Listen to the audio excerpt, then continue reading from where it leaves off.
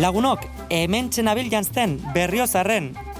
Gogoratzen alduzuen nire lagun maiordomoa? Ez nuen berarekin mutil nagusia izatea lortu, baina gaurkoan neska nagusiarekin gelditu naiz.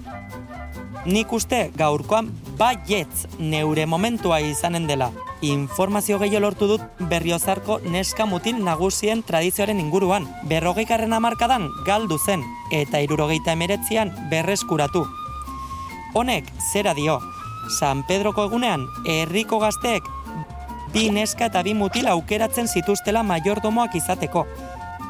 Hauek ezkongaiak izatea beharrezkoa zen, eta Berriozarkoak noski, ni ez naiz hemengoa, baina hemengo lagun asko ezagutzen ditudanez, maiordomoa izaten utziko diatela uste duzue. Ez dut amore emango, mutil nagusia izatea lortuko dut. Maiordoma!